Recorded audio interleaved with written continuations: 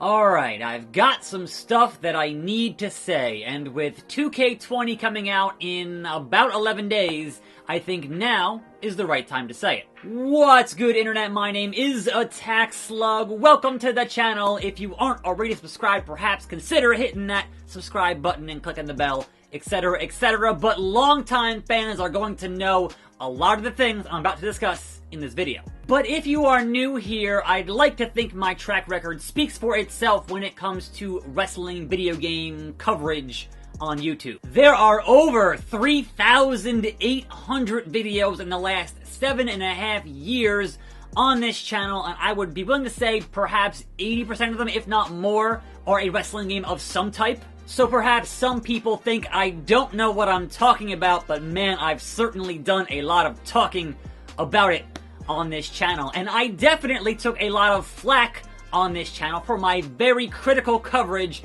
of 2K16, 17, 18, etc., etc.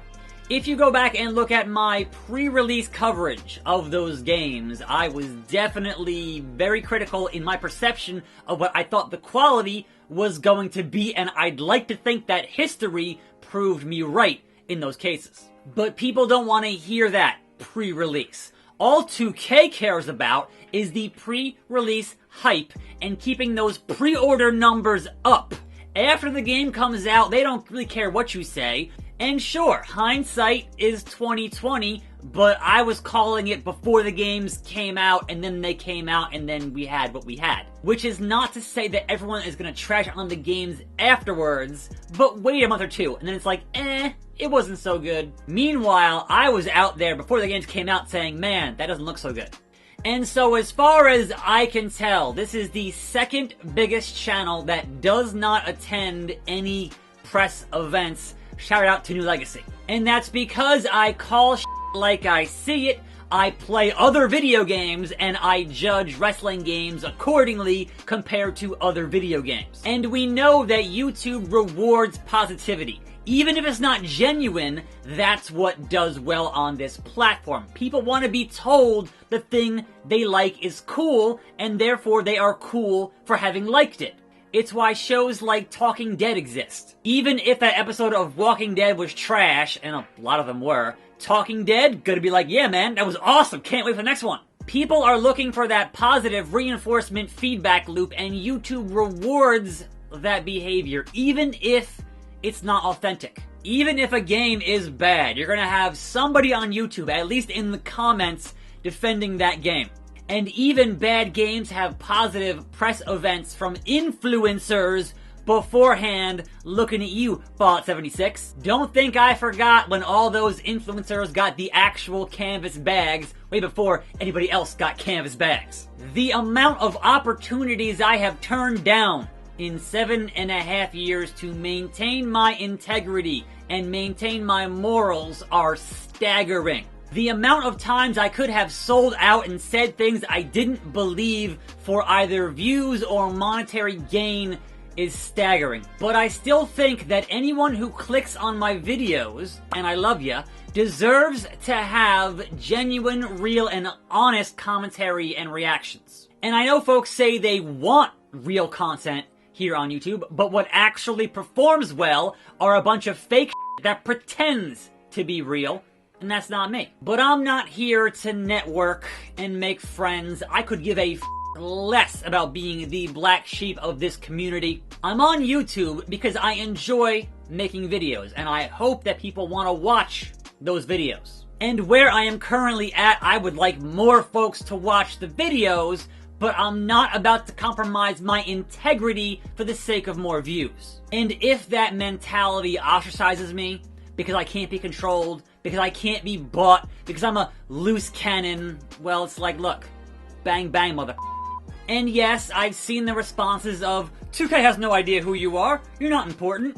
And it's like, bro, they follow me on Twitter. They invite smaller channels than mine to press events. My boy Grim is in Vegas right now. Do the math. What's funny to me is that I have this reputation of being overly negative or critical of the 2K games. And if you only watch my WWE 2K videos, I can understand why you might think that I'm always super negative. And it's like, man, I play over 100 games a year. Watch my other videos. Watch Perplexing Pixels. Watch my Game of the Year videos where I rank my top favorite games every single freaking year. And if you want wrestling specifically, watch my Fire Pro videos. Fire Pro is amazing. Play some Fire Pro. There are plenty of amazing and awesome games that I love, that I do coverage of, that people just don't watch on this channel as compared to WWE games. Like, I get that, but it's not my fault that they have been setting the bar very low on their quality every year. I have been a wrestling fan since the mid-90s. I've been playing video games for over 30 years, and I would like to think my perspective on that has a little bit of weight to it. Being able to coalesce these thoughts and ideas into something tangible to present to an audience, I'd like to hope has some form of value here on this platform. But at the end of the day, it's still all opinions. Make no mistake, everyone is entitled to their own opinion. If you truly enjoy these games, I'm not going to say you're wrong, but enjoying a game and a game being good can be two different things. There are a lot of folks who say the Earth Defense Force games are bad, and I love those games, but I understand why they would say that. I get it. However, if you talk about how amazing a game is before it comes out, especially if you've played it before it comes out, and then you crap all over it months after it gets released, you're doing your audience who wants to watch your videos a disservice. And this is not just a WWE 2K problem, it's a YouTube influencer problem that nobody wants to talk about because they want to keep that gravy train moving, that money train flowing, and keep the exclusive access they get to those games. And hey, maybe being an influencer or an entertainer means you can avoid being critical in any way to the product that is either paying you with early coverage or in actual dollars. And maybe the only thing your audience cares about is entertaining videos regardless of the quality of the game. But for me, I want people to play good video games because I think video games as an entertainment medium has value. And hyping up mediocre, subpar games as actually being worth buying is disingenuous. Because at the end of the day, $60 is still $60. Or 90, or 120, depending on which version of the game you buy. These games don't exist in a vacuum.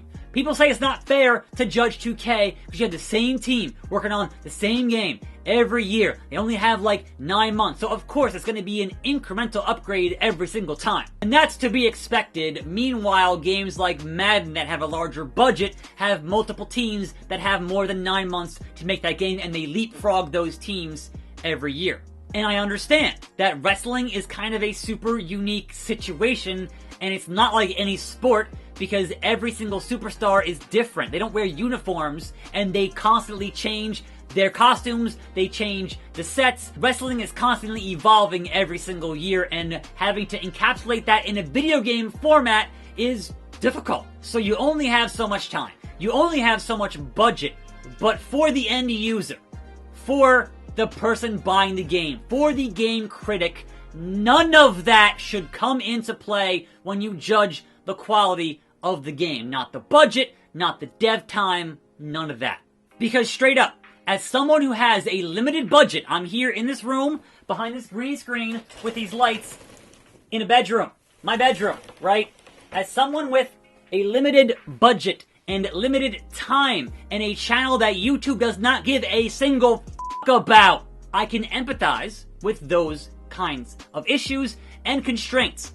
But the audience watching, you guys, love ya, does not care or should not care about my issues getting videos made. Much like with video games, the audience buying the game and giving you money should not have to care about the problems you have getting that game made. All they should care about is the value they get for the money they're spending. And yes, I am wearing pajamas, the benefits of working from home. So comparing WWE 2K to other video games that also cost the exact same price is 100% fair. And the average consumer that buys like 3 to 5 games a year, especially now with games as a service and ongoing games getting so freaking big, I understand that I'm the anomaly and I play way too many video games. But at the same time, I think that puts me in a position to say, man, I've played a lot of video games this year.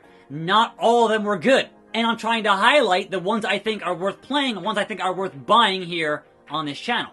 And while those videos obviously get way less traffic than my WWE 2K videos, when I come on here and say, man, 2K's real rough and buggy and glitchy just like every year, that comes from a place of knowledge from having played all those other games this year.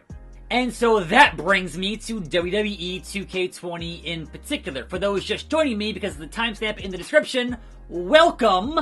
I've been on record as saying I thought 2K19 was a step in the right direction overall. Obviously, a lot of things I still had issues with. But when you compare it to 18, 17, 16, 15, they kind of were, alright, we picked a direction, let's go in that direction, and I enjoyed that more than previous years. Now then, this year's pre-release stuff has been abysmal. So when the news came out that Yuke's was no longer on the series, it all kind of came together like, oh, they had to kind of get things spun up to do everything themselves instead of relying on Yuke's. And whether or not Yuke's was fired or quit, or it was a mutually agreed upon separation, whatever. Again, that's business, and the business end should not affect your feelings on the quality of the game. And so the reasoning that Visual Concepts gave as to why all of your marketing this year is super late is they're very busy. And I can empathize when things go sideways and you have to recoup time, investment, etc. But what's interesting to me is that when Yuke's put out that interview a couple of months back, saying, hey, we're making another wrestling game because we're trying to have our WWE team be inspired because they've been kind of just filling in the blanks, painting by the numbers every year, kind of just going through the motions every year. So we're going to have another team working on a different wrestling game. We learned way later that they were no longer working with the WWE 2K team.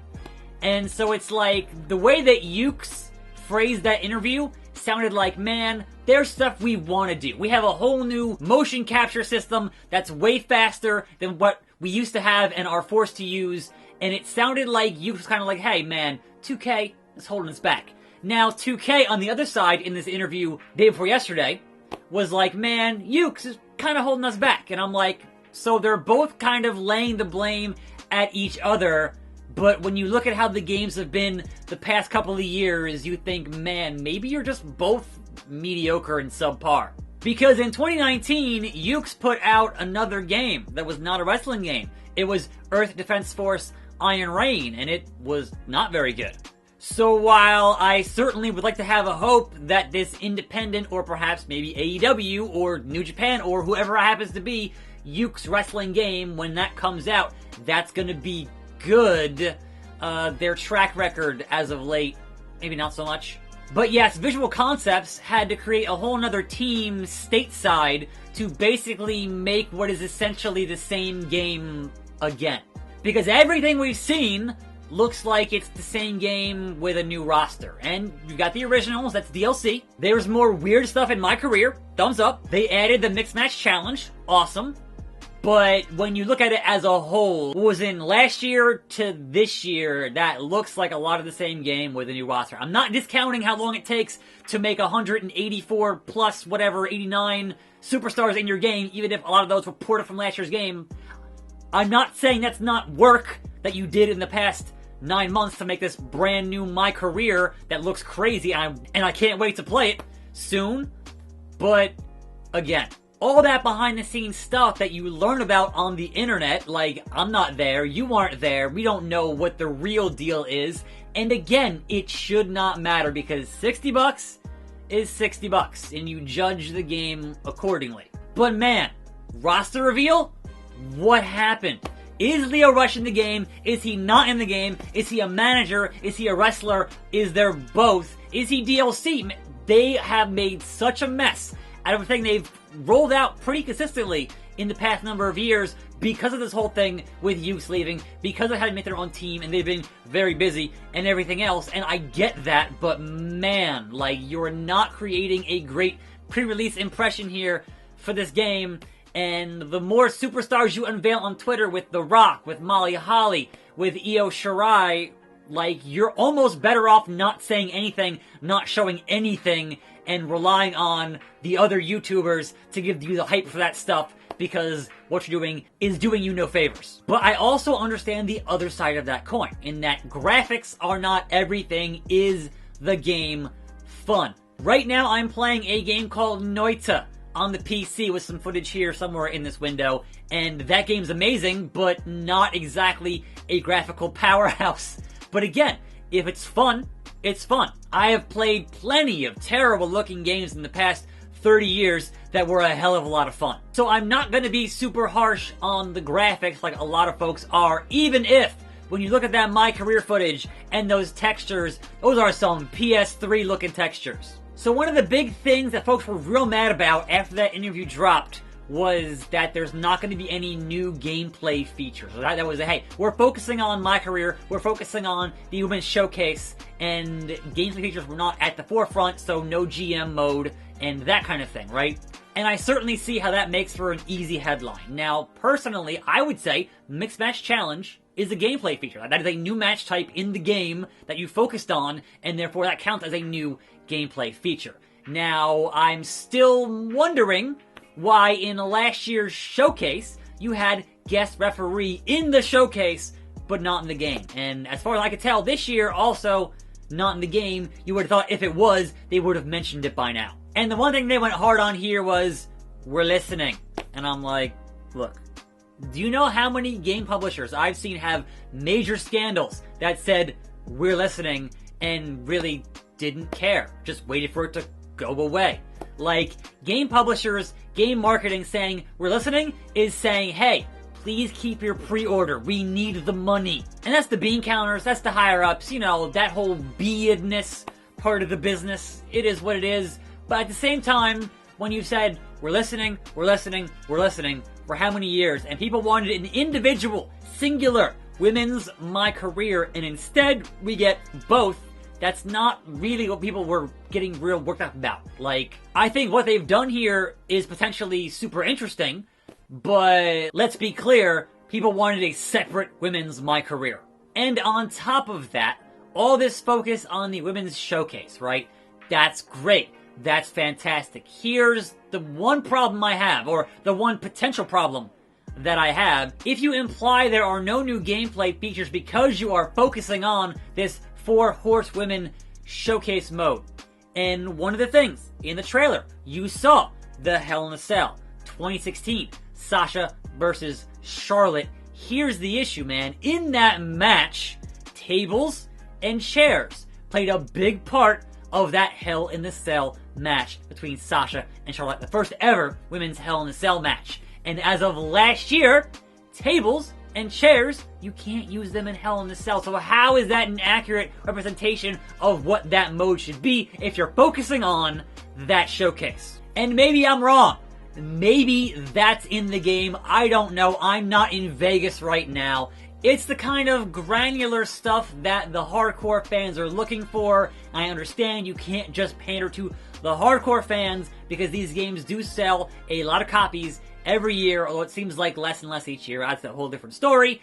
And it's like, alright, we're on the cusp, potentially, of a wrestling revolution here. A boom, if you will, with AEW providing some actual competition for the first time in a long time. And I just want better wrestling games. That's, at the end of the day, I'm like anybody else who wants to buy a good wrestling game. And I empathize with wrestling being a very strange thing to have to make into a video game. It is like no other sports game on the planet. It's not even like UFC, when you're looking at close to 200 different characters in your roster and having all these different arenas in your game and having to have your licensor in WWE constantly changing things every single year to keep the product fresh. It has to be a nightmare to keep up with. But none of that should concern you when you're spending $60 on a video game that you want to be good. And so where does that leave us for 2K20 The embargo drops in a couple of days on Monday. Perhaps half of what I said here is not going to apply to what's in that game. Maybe it's awesome. Maybe it's fantastic. But I'm just saying that my track record on how I judge these games pre-release and the games coming out has been pretty solid for the past couple of years. If you watch wrestling long enough, you notice the patterns. If you played video games and you watch the industry long enough, you notice the patterns. I don't have all the answers. I can only tell you what I observe. I can only impart to you the knowledge that I've gained over the last 30 years and hope that is of some value to someone here on YouTube. And if that knowledge is perceived as negativity, then so be it. I'm not going to pretend for people so they can feel better about their purchases. I'm trying to inform people before they make those purchases. But I'm just one guy in a bedroom making videos. That's my opinion. I certainly encourage anyone to seek out YouTubers that have similar tastes in video games. If you know what you like and they like what you like, then by all means, go watch them. If you want someone who's gonna call it right down the middle and give you that real regardless, then stick around, because there's gonna be a lot of 2K20 coverage on this channel, as there is every year when the game launches. Good, bad, indifferent, I'm gonna be here. I'll tell you what I think. I've played all of them, so certainly I have some perspective on that. Go watch my Ukes video on their whole history. As always, I am the one and only attackslug. Accept no imitations. Thanks for joining me. Sometimes I just gotta talk my shit. More videos every day on this channel. Watch them, sub, like, whatever it is that kids do these days. And I'm out.